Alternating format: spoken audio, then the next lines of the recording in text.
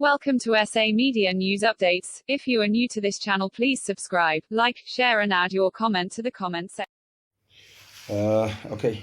Kuyisebusuku la ngaselishonile. Ngizama ukubheka isikhathi la ukuthi isikhathi sini. Impela lishonile la. Ngiyabingelela kakhulu ke esikhathini samanje. Uyena uKhumalo lo. uDr Sikhuni. Bangabiza kanjalo bathi nguSikhuni siba nomkhwezeli. uDr Sikhuni lo inyanga yamaqiniso.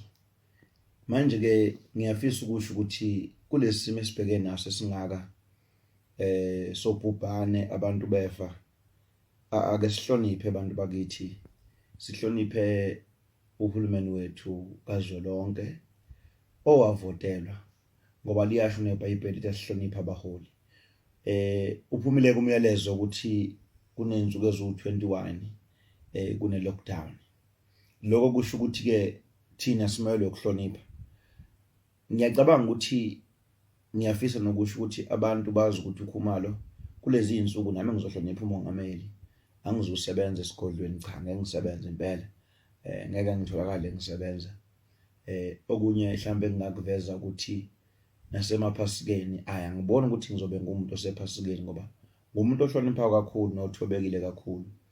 Ake ngikusho nje kuqala umlomo ukuthi kunamabandla akhiwe abantu abathunywe uNkulunkulu. Bese kuba khona amabandla akhiwe abantu abazithume bona. Kunabantu abathunyiwe uNkulunkulu nabantu abazithume bona.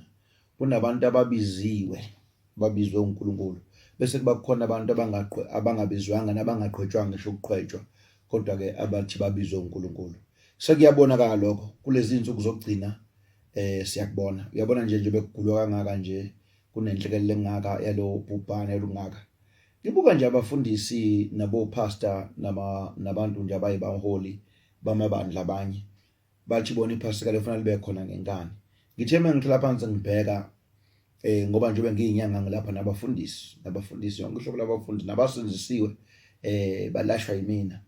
Bayakhuluma ke nabafundisi abanye bandla bathi hey baba sizofa imali engaka engeke izingene ngoba abafundisi kahle iningi labo lizifunela imali nje ngoba behambisa umyalezo kaNkulunkulu. Sengisho ukuthi ke niqaphele kakhulu ngoba umfundisi inzwani yomnikelela nibuye nigula mhlambe engaguli yena ngoba uzobe le phambili epulpitini lenodwa nithelane ngokufa. Asihlonipheni kakhulu kulezi insuku kakhulu sihloniphe. Nami kunabantu abaningi abalinda ukuthi ngizwa emizini yabo ngiyocupha ngiyobethela bakithi angixolise kakhulu ngiyaxolisa.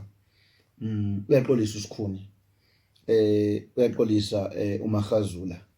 Uyaxolisa uMakhazula embengeni. Uyaxolisa uSikelembele nguyashinga. Umuntu enamogani lemangangeni ubhuti uzukwela. Usambule Mpete kuvele mase uyaxolisa.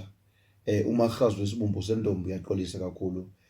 Siyaxolisa ngiyaxolisa mina kaSilwane Sokhuni kaGqabalaza Mfazi kaNdaba kaZipheli siphile esifubeni sengoduso mina ngoduso noma ngabe yakabantu namfazi obelelinye. Ngiyaxolisa kakhulu abantu abazukwazi ukungithola nami ngizama ukuphephisa ngoba into ekhona kuyagcwala esikolweni kakhulu. Abantu abaningi abafika lapha khona bayabona kuyagcwala lokugcwala kangaka kwesesigodlweni. Kuzokwenza abantu bathelelane kakhulu ngoba phela kuyagcwala bafika abanye basuka kude. Sikhuluma nje kunabantu engibala lapha abanye basuka koBloemfontein abanye bakwamanye amazwe nje amaningi ahlukene kakhulu. uNkulunkulu ngibusise ngabo labantu izingane zami. uNkulunkulu kanigcine nihlale niphephile ngalesi sikhathi salobhubhane niphephe nemndeni yenu.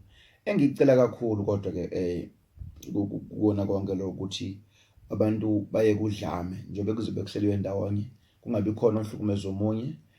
Indoda ingamhlukumeza unkosikazi angayihlukumeza indoda. Izingane zingabahlukumeza abazali bangahlukumeza izingane. Kuhlalwe kahle kube khona ukuthula kube khona imfudumalo. uNkulunkulu nengilozi yami akanibusise nibe nobusuku obuhle nilale kahle ingilozi yami inibusise ngiyabonga kakhulu.